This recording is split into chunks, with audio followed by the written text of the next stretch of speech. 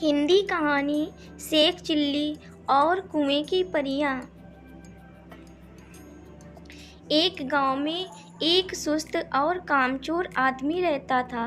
काम धाम तो वह कोई करता न था। हाँ, बातें बनाने में बड़ा माहिर था, इसलिए लोग उसे शेख चिल्ली कहकर पुकारते थे।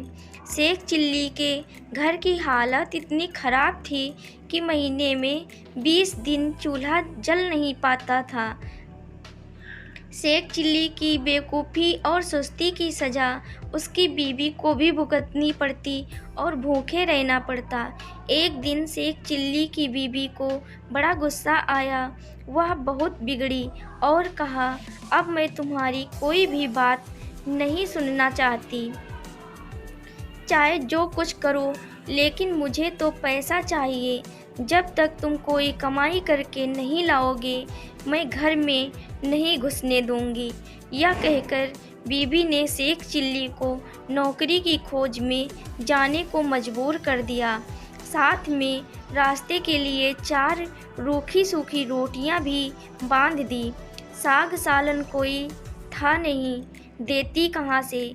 इस प्रकार शेख चिल्ली को न चाहते हुए भी नौकरी की खोज में निकलना पड़ा। शेख चिल्ली सबसे पहले अपने गांव के साहूकार के यहाँ गए। सोचा कि शायद साहूकार कोई छोटी मोटी नौकरी दे दे, लेकिन निराश होना पड़ा। साहूकार के कारिंदों ने ठेवड़ी पर से ही डांट डपट कर भगा दिया। अब शेख चिल्ली के सामने कोई रास्ता नहीं था।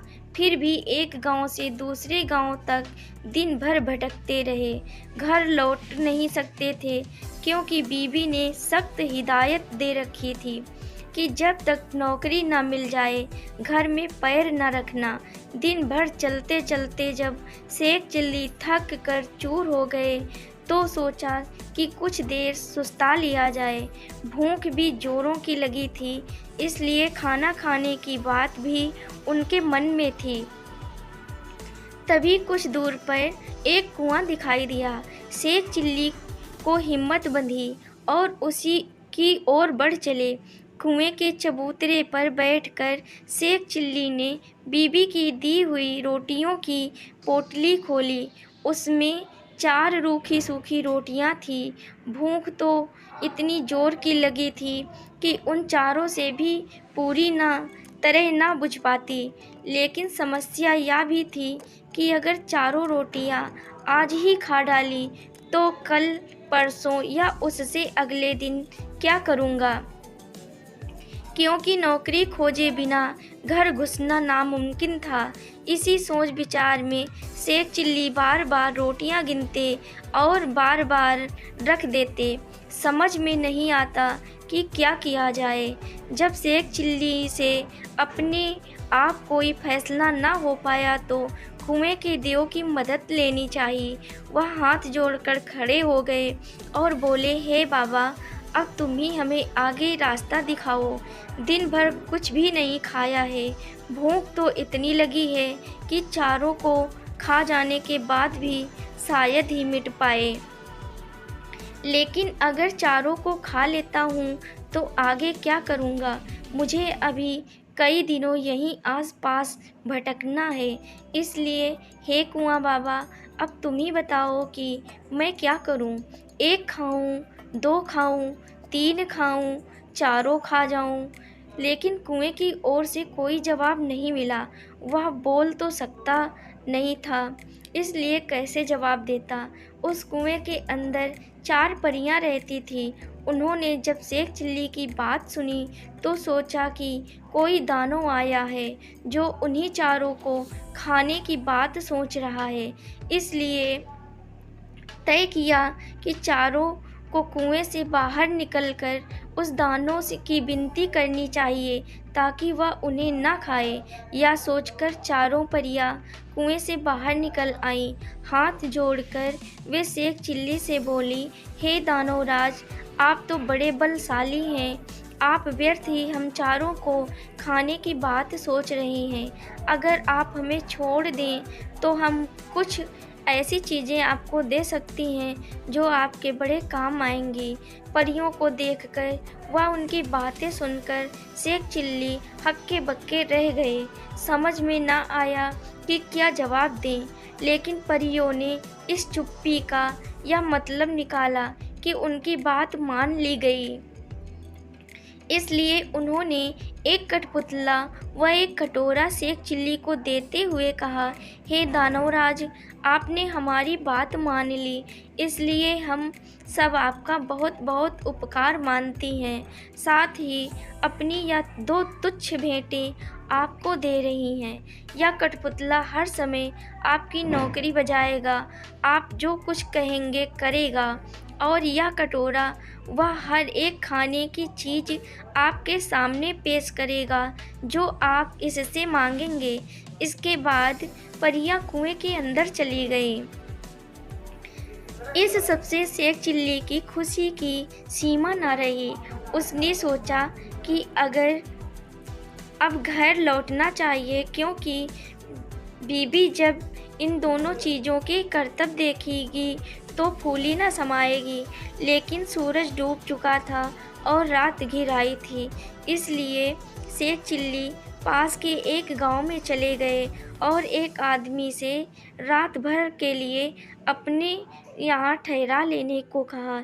यह भी वादा किया कि इसके बदले में वह घर के सारे लोगों को अच्छे अच्छे पकवान व मिठाइयाँ खिलाएंगे। वह आदमी तैयार हो गया और शेख चिल्ली को अपनी बैठक में ठहरा लिया। शेख चिल्ली ने भी अपने कटोरे को निकाला और उसने अपने करतब दिखाने को कहा। बात की बात में खाने की अच्छी अच्छी चीज़ें के ढेर लग गए।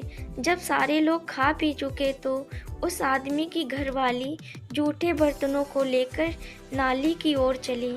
यह देखकर शेख चिल्ली ने उसे रोक दिया और कहा कि मेरा कठपुतला बर्तन साफ कर देगा। शेख चिल्ली के कहने भर की देरी थी कि कठपुतले ने सारे के सारे बर्तन पल भर में निपटा डाले।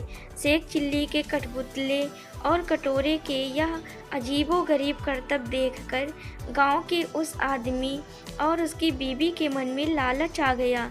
शेख चिल्ली जब सो गए तो वह दोनों चुपके से उठे और शेख चिल्ली के कटोरे व कठपुतले को चुराकर उनकी जगह एक नकली कठपुतला और नकली ही कटोरा रख दिया।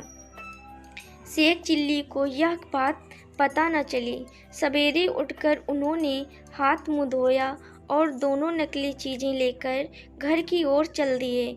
घर पहुंचकर उन्होंने बड़ी डींगे हाँकी और बीवी से कहा, भगवान, अब मुझे कभी किसी बात के लिए झींकना नहीं पड़ेगा। न घर में किसी को किसी चीज़ की कमी रहेगी और न ही कोई काम तुम्हें करना पड़ेगा। तुम जो चीज़ खाना चाहोगी मेरा यह कटोरा तुम्हें खिलाएगा, और जो काम करवाना चाहोगी मेरा यह कठपुतला कर डालेगा। लेकिन शेख चिल्ली की बीवी को इन बातों पर विश्वास न हुआ। उसने कहा, तुम तो ऐसे डींगे रोज़ ही मारा करते हो, कुछ करके दिखाओ तो जानूं।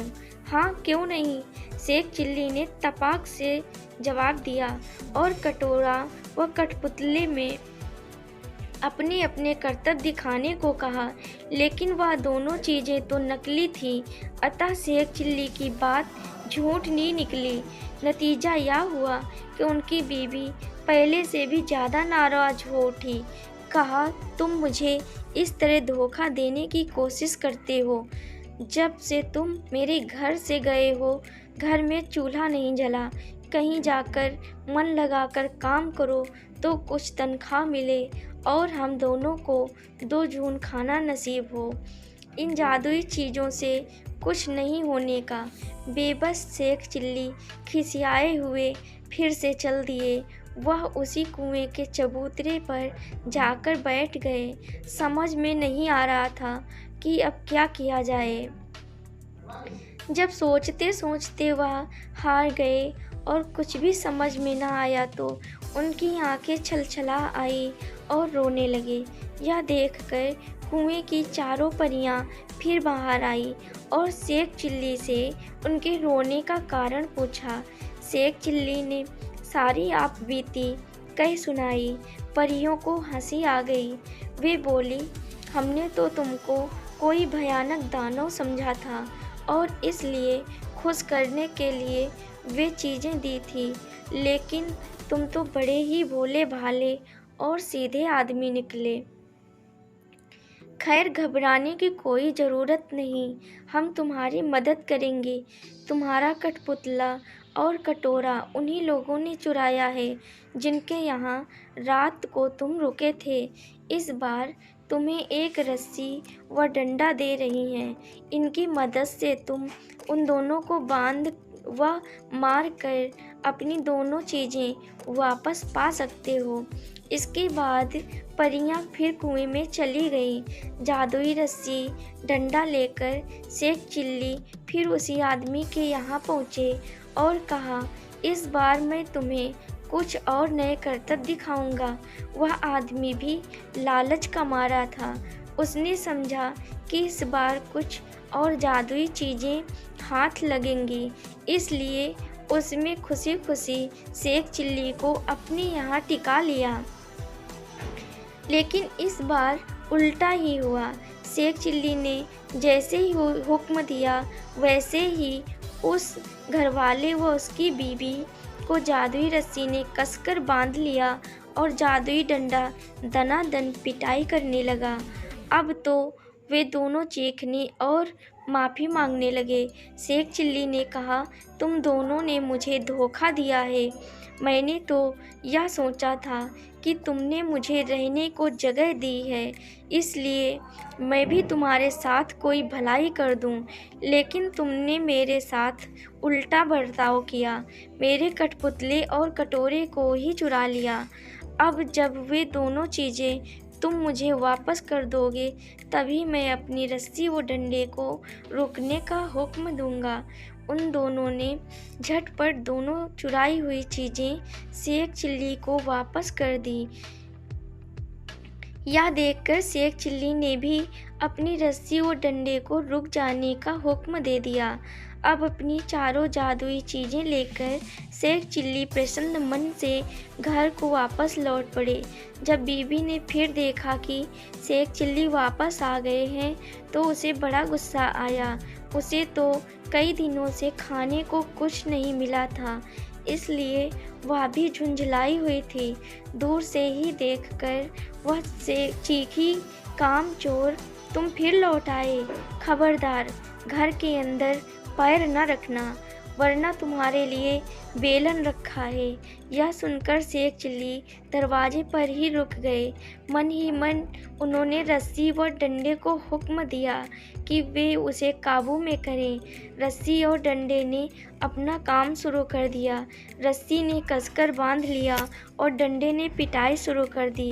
यह जादुई करतब देखकर बीबी ने भी अपने सारे हथियार डाल दिए और कभी वैसा बुरा बर्ताव न करने का वादा किया। तभी उसे भी रस्सी व डंडे से छुटकारा मिला। अब शेख चिल्ली ने अपने कठपुतले व कटोरे को हुक्म देना शुरू किया।